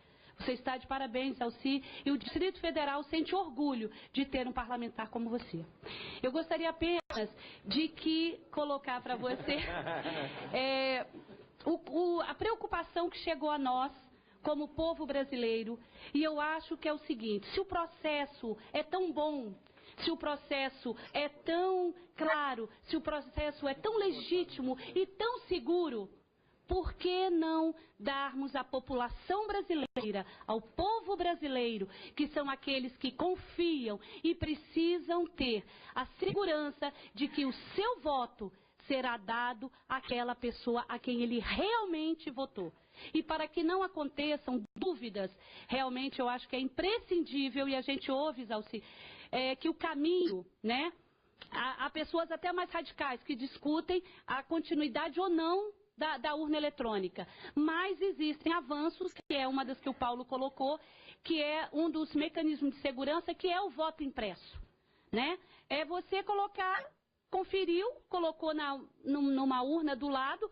Se houver dúvidas, ou a gente pode fazer também, o TSE e os TRS fazem por amostragem pesquisas de confirmação, para que não parem dúvidas e não fiquem esse sabor que passou ao povo brasileiro agora de que alguma coisa aconteceu de errado nas eleições. E para que a gente não venha ter surpresas, porque a gente estranha deputados, governadores que estavam ganhando no primeiro turno, chegam a um segundo turno, aparece um terceiro que ganha, que sequer seu nome estava contado. Eu acho que a população brasileira, o povo brasileiro, merece essa segurança, e eu acho que eu não vejo nada demais que seja incluída, né, pelo menos nesse primeiro momento, o voto impresso, que eu acho que já seria de grande segurança.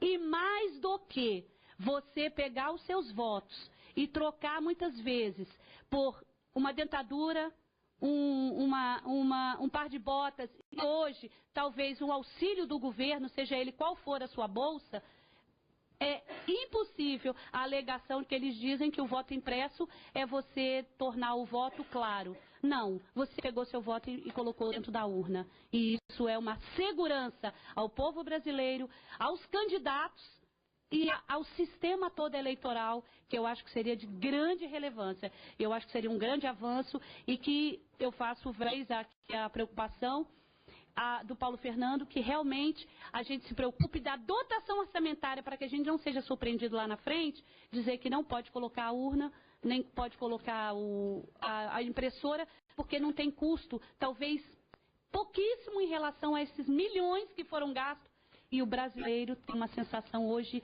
de que, será que eu votei e meu voto foi computado para aquela pessoa que eu votei?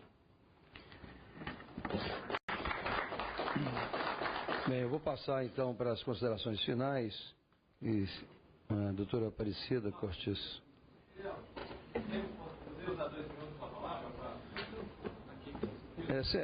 Utilize o microfone, se identifique, porque eu tenho que passar rapidamente, que começou a ordem do dia, e nós temos que passar para a votação do plenário. Pode sentar aí nessa cadeira, tem aí. Qualquer microfone desse aí, é só apertar. Ok. Meu nome é Fabrício Vargas, eu sou da empresa Biomática, eu sou consultor em biometria, e aí eu acompanhei toda a discussão, e é uma discussão técnica que eu já venho acompanhando há algum tempo, eu conheço o trabalho do Dr. Diego, são trabalhos ótimos, e eu gostaria de colocar algumas coisas. Foi falado muito aqui da empresa Smartmatic, mas tem uma outra empresa que também é muito relevante nesse processo, que foi esquecida, que é a Diebold, que é quem faz todas as urnas que foram colocadas. É uma empresa que também seria importante participar desse processo e colocar a posição dela.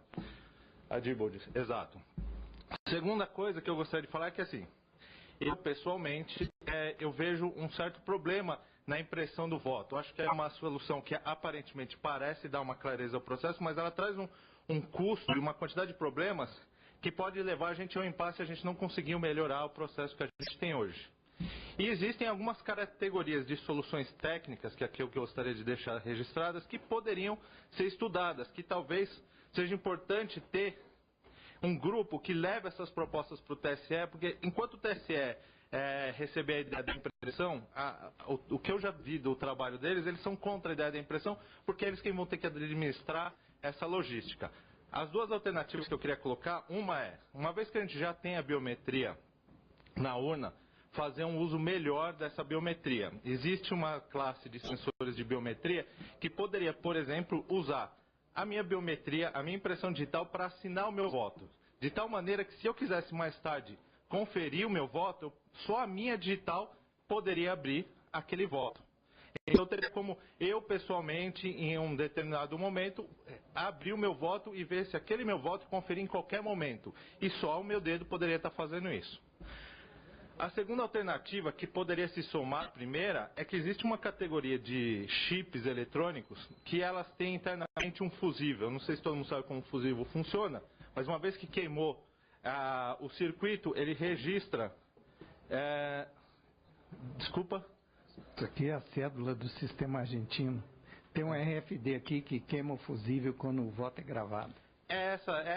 Exatamente, é esse tipo de solução técnica que precisa ser estudado, que o TSE é muito refratário, que é isso que precisa ser avançado, e tem alternativas sem a impressão e que são tão seguras e tão eficientes para dar a transparência que todos aqui nessa sala estão procurando no sistema eleitoral. Era só isso, obrigado. Com a palavra, então, a advogada Maria Aparecida Cortiço para as considerações finais. Eu gostaria de estar levantando rapidamente a questão da dotação orçamentária. Não se sabe o que o TSE gasta com esse processo, então não há que se falar que uma votação eletrônica ou um outro tipo de votação que ele demandaria mais verba dos nossos cofres públicos. Não se sabe quanto o TSE gasta. Primeiro teria que se saber qual o valor que é gasto hoje para saber se haveria um aumento ou não na dotação. Hoje o eleitor, ele não sabe em quem ele vota. Vocês aprenderam a duras penas que a Justiça Eleitoral ela fala que o resultado das urnas, ela preserva o resultado das urnas, sim, ela preserva. O que a minha experiência me fez aprender é que esse resultado não necessariamente é o resultado que o eleitor quis. Então, a urna ela pode produzir um resultado diferente daquele que o eleitor produziu. E hoje nós temos no Brasil o resultado das urnas. E uma solução para mim, além de tecnologia, seria tirar a justiça eleitoral da capacidade material de julgar os processos que fossem provenientes de processo eletrônico de votação. Nós temos uma gerência administrativa, não judicial. A Justiça Eleitoral, quando ela está operacionalizando o processo eletrônico de votação, ela está agindo como um ente administrativo. Ela não entende. O juiz põe a toga e quer julgar. Não é assim. Enquanto existir esse tipo de confusão entre o administrativo e o judicial, nós não teremos sucesso. E eu agradeço e me coloco à disposição para qualquer coisa que vocês tenham de dúvida. Passo a palavra agora para o auditor Gabriel Gaspar também para suas considerações finais. Eu gostaria de agradecer simplesmente a oportunidade de estar aqui falando sobre esse assunto e a oportunidade também de estar mostrando para vocês como é que são as condições que a gente tem ali de auditoria, uma coisa bastante limitada.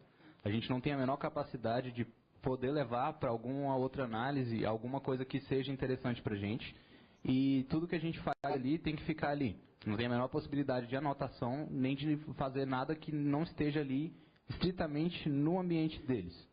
E também essa questão dessa indireção que nós temos com relação o código que a gente está analisando está em uma máquina que totalmente diferente daquela que a gente está vendo. A gente está analisando o código em uma máquina quando na verdade ele está em outra. Então, existem várias fragilidades no processo que minam essa questão da transparência. Que eu acho que seria interessante de se ter, tendo em vista que é o processo eleitoral do nosso país, né? Então, o termo de sigilo? Exatamente. O termo de sigilo é exatamente para impedir que nós falemos alguma coisa aqui. Eu só estou podendo falar a respeito daquilo que veio a público. Existem certas coisas que eu não estou falando porque não vieram a público, não posso falar. Termo de sigilo, eu prefiro não me indispor com o TSE, claro. Então, essa é outra questão que o senhor levantou. Termo de sigilo não faz o menor sentido quando você tem em mente transparência. Então, é outra coisa que tem que ser avaliada e analisada. Agradeço. Exatamente. Agradeço, Gabriel, e passo imediatamente para vocês finais, professor Pedro Rezende. Por que durante tanto tempo nós brasileiros fomos movidos pelo sentimento generoso de um ufanismo ingênuo a respeito do nosso sistema de votação? Porque fomos manipulados com a propaganda oficial a confundir uma coisa com outra. Segurança, gente, eu ensino o assunto segurança cibernética há 17 anos. É difícil as pessoas perceberem que quando se fala de segurança, o objeto não está fora de si. O objeto são os interesses das pessoas. O verbo associado à segurança é proteger. O verbo proteger é bitransitivo. Protege alguém de algo. Então, colocar a atenção das pessoas no fetiche de um aparelho que registra eletronicamente os votos é tirar o foco do processo. Então, em se falar de segurança das urnas como algo equivalente à segurança do processo eleitoral, está armado o truque ilusionista de fazer as pessoas confundirem uma coisa com a outra e não prestarem atenção na confusão entre o administrador e o julgador do processo eleitoral, que assim concentra poderes. Então, a partir do momento em que entendemos que essas duas coisas que eu estou projetando aqui não são sinônimas, e eu não vou ler porque não vai dar tempo, mas vai estar nas transparências que vão estar disponíveis. Uma é a segurança do operador do sistema contra a descoberta de falhas ou manipulação indevida. Outro é a segurança do eleitor que acredita em democracia e que é eleição limpa. Porque tem eleitor que quer que seu candidato ganhe por causa de favor que vai receber, independente do método. Então, quem acredita em democracia tem que pensar nos seus interesses como não necessariamente os mesmos de todo mundo que está envolvido no processo. Então, aquilo que o representante da empresa falou por último a respeito de tecnologias, nem sempre resolverem o problema. Estou longe de acreditar que o voto impresso apenas seria uma solução. Tanto é que disse que nenhuma tecnologia pode resolver o problema da lisura no processo de votação se os eleitores não tiverem imbuídos da consciência de que a participação deles como fiscal do processo de votação é essencial. O que ele disse a respeito do voto impresso ser um problema maior do que a solução em algumas situações, ele tem razão. Porque se um candidato sabe que vai perder e quer melar o resultado da eleição, quer colocar em dúvida o resultado para impugnar, ele pode engravidar a urna como no passado para colocar em dúvida a discrepância entre a contagem eletrônica e a física. Por isso, a evolução dos sistemas de votação eletrônica não pararam na segunda geração, que apenas coloca uma trilha de votação adicional. Nos sistemas de votação de terceira geração, o registro material do voto é entrelaçado com o registro digital para dificultar que apenas um seja manipulado, sem que o outro aponte a manipular, o outro registro, o eletrônico aponte a manipulação no físico, ou o físico aponte a manipulação no eletrônico. Okay? E ele citou alguns exemplos de tecnologia que alcançam a terceira geração por entrelaçamento das trilhas material e eletrônica de contagem e fiscalização. Geralmente a trilha material é para fiscalização e a trilha eletrônica é para contagem automática imediata. Quando as duas são integradas para que uma detecte alteração na outra, temos os sistemas de terceira geração. E para os interessados, eu tenho aqui duas cartelas do sistema de votação que eu mostrei de terceira geração, desenvolvido por uma empresa da Argentina. O curioso é que na Argentina, apenas as províncias que não têm corrupção endêmica consideram esse sistema vantajoso. Aquelas províncias onde a corrupção é endêmica não consideram esse sistema vantajoso, como a província de Buenos Aires, por exemplo. Lá na Argentina também a votação é regulada por Estado e não pela federação, exceto alguns critérios que são constitucionais. Por exemplo, na Argentina é exigido o registro material do voto. Eu mostro para depois que encerrar aqui, para quem quiser ver. Aqui dentro tem um RFD, um chip que cabe dentro da fabricação do papel, que é gravado em cima do leitor de RFD. Na hora que o eleitor escolhe na tela o seu voto, é gravado e é impresso. Então ele pega essa cartela, se ele quiser, vai noutra urna que não tem conexão naquela que gravou o chip, verificar se o que está gravado no chip corresponde ao que está impresso. Depois dele confirmar isso, ele põe na urna. Se ele sair com isso, o voto dele não conta. Na apuração, ninguém tem como manipular a contagem eletrônica, porque é feita automática pelo leitor. Vai se passando os cartões em cima do leitor e ele vai mostrando os totais. Então, qualquer fiscal de partido presente pode conferir que o que está aparecendo na tela está somando 1 em relação ao que está impresso. Acabou aquilo, grava o boletim de urna naquela sessão. Cada fiscal de partido pode levar uma cópia eletrônica e impressa, e isso aqui vai para o TRE totalizar. Todo mundo. Isso é impresso. Transparência total, exceto pelo sigilo do voto durante a votação. Então, isso o cara bolou tendo aprendido com a nossa urna como se pode fraudar uma votação totalmente informatizada.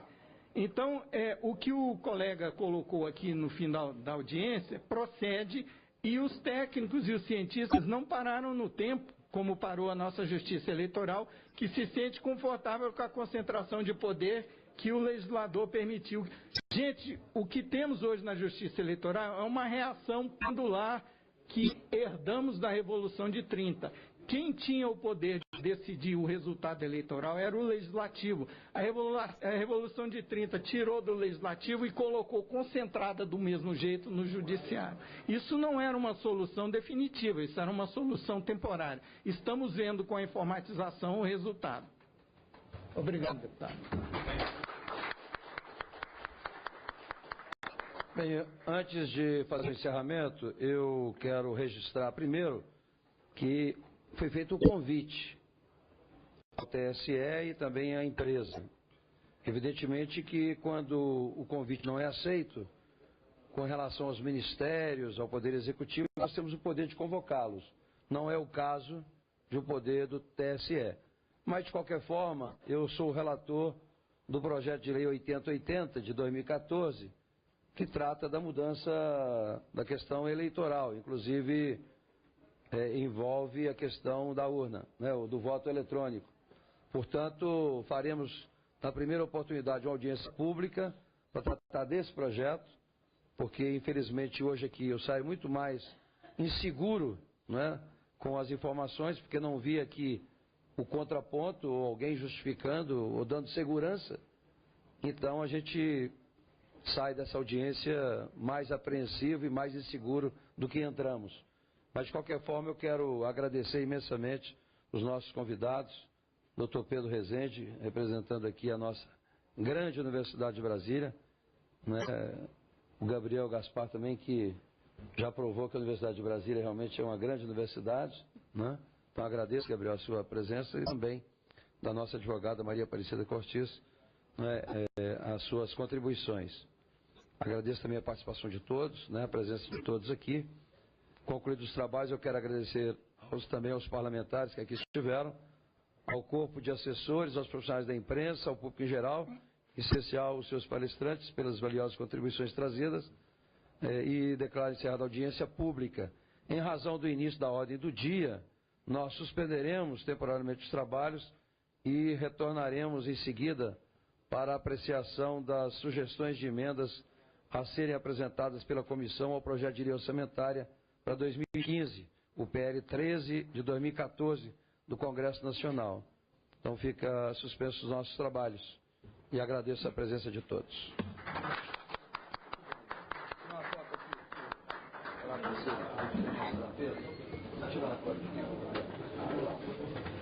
Registrar a nossa...